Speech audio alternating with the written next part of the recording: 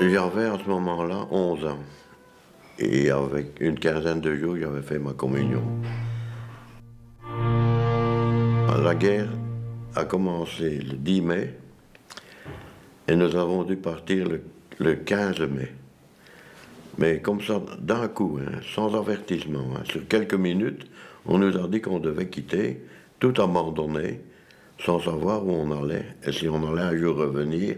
Pour moi, ça a été le premier contact avec la guerre. Jusque-là, je ne me rendais pas compte. Mais quand vous devez quitter la maison où vous avez grandi, que vous devez tout abandonner, par exemple mon chien, c'est pas facile pour un gamin de 11 ans, vous voyez. Il n'y avait pas que nous sur la route, hein, c'était tout Havre qui partait. Hein. Parce qu'ici, c'était la ligne KW, une ligne de défense assez importante. Et puis on est parti. Il y avait mon père, ma mère et ses 4 sœurs, dont les maris étaient à la guerre. Et il y avait 6 enfants, dont un nouveau-né. Et on s'est retrouvés dans la gare de Halle. On nous a laissé monter dans le train et la Croix-Rouge circulait sur le quai avec une grande bassine comme ça, avec des tranches de pain aussi secs que la table. Là. Et le train est parti jusqu'à Courtrai. Et à Courtrai, on nous a mis dans des wagons bestiaux. On a failli perdre un de mes petits cousins. Il y avait une foule sur le quai, hein, des civils, et il y avait un militaire dans la foule. Les portes étaient ouvertes, et tous des réfugiés. Hein. Et à un moment donné, plus de Gilbert. Hein, et on entend un gosse, mais dans la foule, hein, vous devez comprendre, hein, vous imaginez ce que c'est. Hein. Un gosse qui crie « Papa, papa, papa !» hein? Et puis on voit un soldat, et puis on retrouve notre Gilbert, là, qui tenait le soldat par la main quand il était son père. Ouais. Bon, au fait de Gilbert, à ce moment-là, il avait 4 ans, ou enfin, comme ça. Pour lui, son père était un uniforme, c'était son père. Quoi. Et arrivé à la frontière française, on nous a refoulés. La France ne voulait plus accepter de réfugiés. Hein, il y en avait beaucoup trop. Quoi. Nous sommes restés là jusqu'à la capitulation. Le combat n'était pas fini. Et à 4 heures, on nous a dit, voilà, c'est fini. Le roi a capitulé.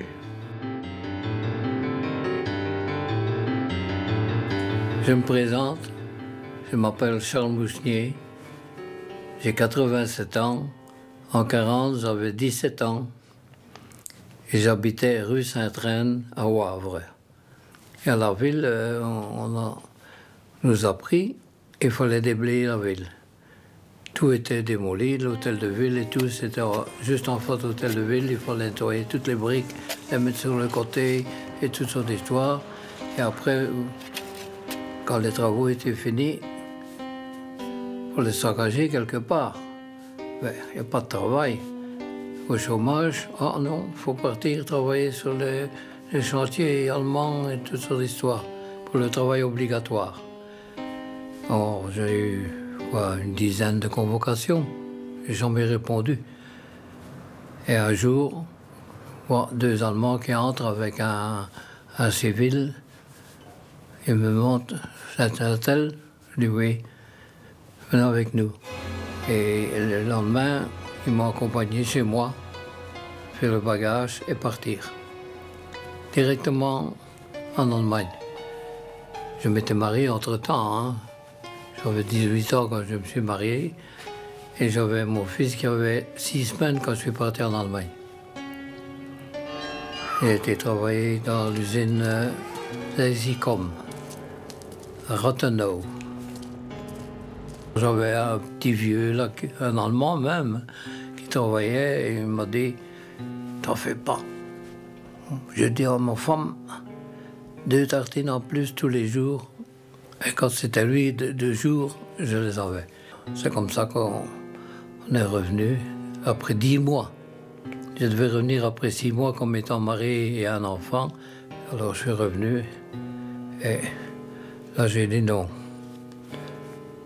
J'y retourne plus. J'ai cherché. J'ai voisin, chez un, chez l'autre. Et pour finir, je suis allé trouver le bourgmestre en fonction à ce moment-là, qui était M. Boss, qui a été assassiné. Il m'a dit, je vais arranger quelque chose. Si on allait le trouver, il faisait toujours le nécessaire dans ses moyens. Dans ses moyens, parce que il est aussi surveillé. Hein.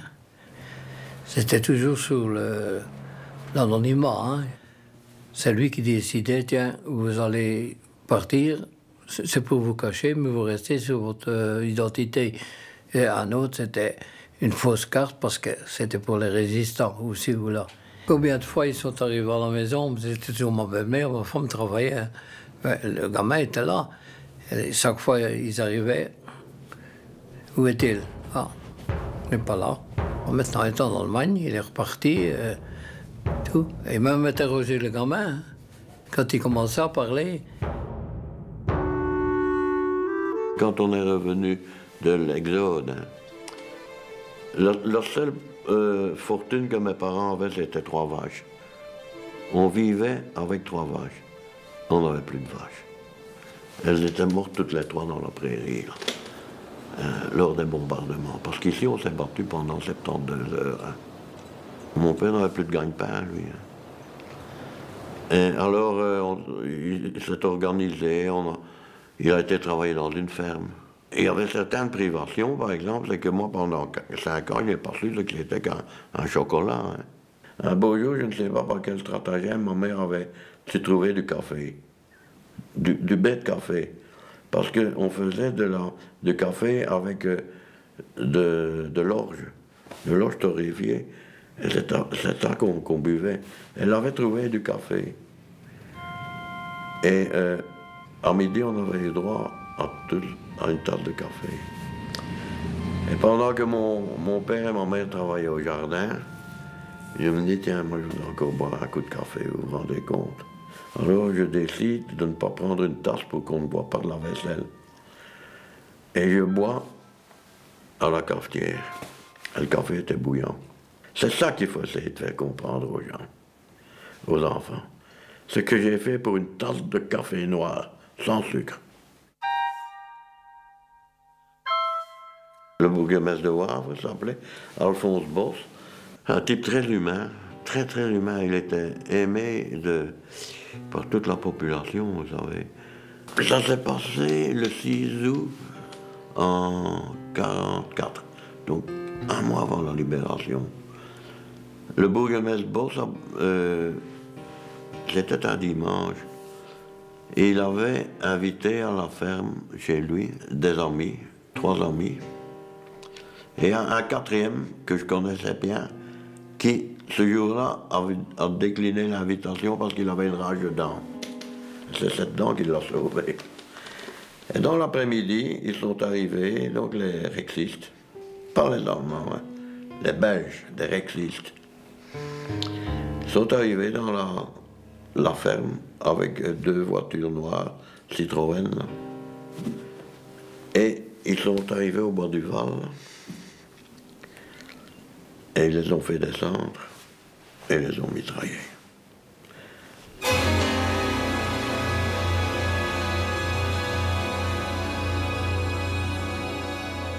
Je m'appelle Charles Gérard Barra.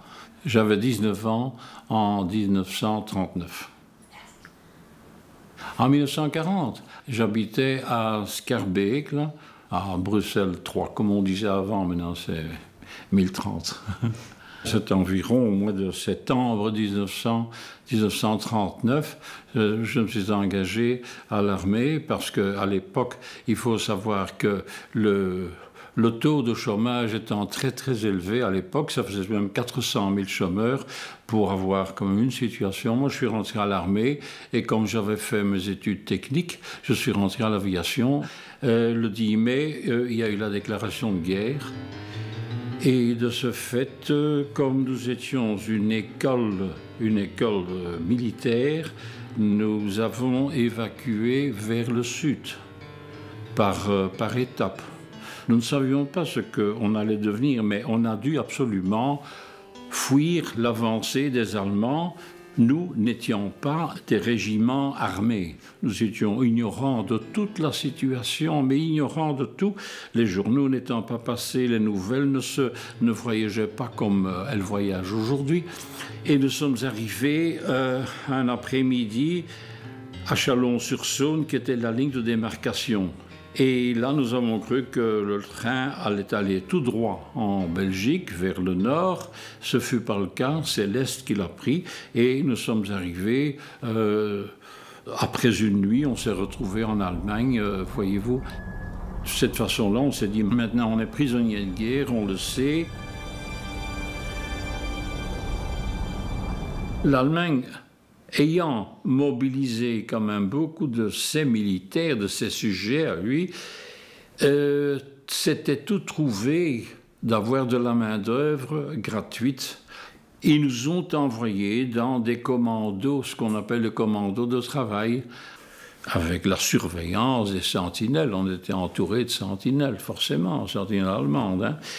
C'était la période de récolte des pommes de terre, là, dans le nord, et alors c'est comme ça que nous avons atterri dans des fermes, et pour faire la récolte des pommes de terre. Ensuite, on a été engagé dans d'autres usines, par exemple une usine qui faisait du papier, mais nous n'avons pas touché à une feuille de papier, mais bien au bois qu'il a fallu à l'extérieur nettoyer, préparer pour être envoyé dans les machines broyeuses de ce bois pour devenir du papier. L'hiver se passa très durement parce que toujours à l'extérieur, levé très tôt le matin. Je me rappelle qu'il y a eu des températures de moins 33 degrés en hiver et on était toujours dehors à faire ces genres de travaux, peler le bois et manipuler des grosses charges. C'était quand même des troncs de 1 mètre, donc un travail très, très difficile et un travail assez pénible, il faut le dire quand même. Pour se laver, oui, il y avait l'eau, pas ça, il y avait l'eau, mais n'oublions pas que le savon était une denrée qui était très rationnée. Vous avez les vêtements, les sous-vêtements qui sont limités, hein, qui sont limités parfois à une unité. Vous lavez ceci, mais pendant ce temps, vous ne le portez pas, il est mouillé, hein, qu'il soit l'hiver ou qu'il soit l'été. Bah. De la vermine, hein, il faut le dire quand même, il y avait l'époux qui, d'une part, vous surprend parce que vous ne vous attendez pas à les avoir. Et vous avez des poux. Et je n'appelle pas des poux de tête, hein, ce sont des poux de corps. Et ceux-là, évidemment, vous avez un sentiment à ce moment-là, quand vous apercevez ça dans les débuts, vous n'êtes plus un homme, vous êtes un inférieur. Oui, la solidarité, eh bien, contrairement à ce qu'on pourrait penser, on comprenait qu'il fallait s'entraider les uns les autres. Ça se définit par un seul mot. C'était le partage de ce qu'on avait. On n'aurait jamais osé tenir quelque chose pour soi, alors qu'on savait que l'autre en aurait besoin. Là, évidemment, il y avait une course, une recherche pour ne jamais rester sans rien faire. Je ne parle pas pendant les temps où on travaillait, mais le soir, etc. Il fallait faire quelque chose pour s'occuper, que ce soit de la lecture, du bricolage, pour essayer de ne pas tomber dans ces périodes de cafard. C'est vrai que tout le monde a peut-être eu. Par exemple, la Noël. Je parlais de Noël alors que on voyait les Allemands qui célébraient un peu le Noël, alors on repensait au Noël à tel point que là, ça n'allait plus.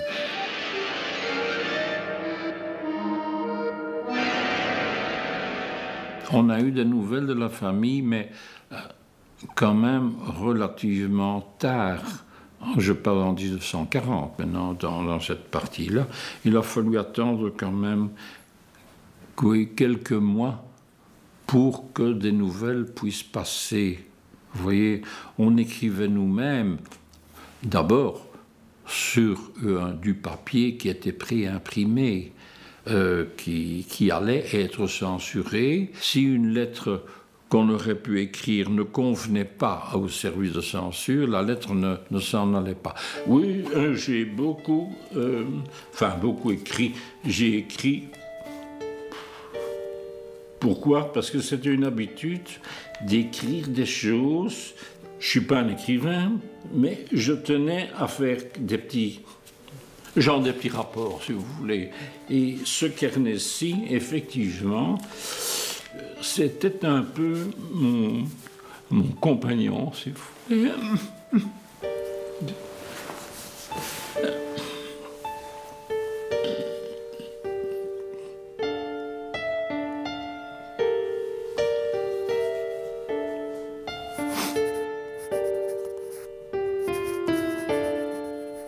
Il était d'ailleurs bien mis de côté et il a fait beaucoup de voyages.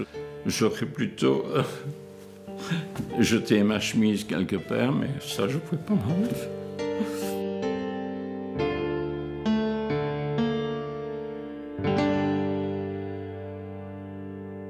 Tout ce qu'ils voient, ils le voient à la télévision, mais ils n'ont pas vécu.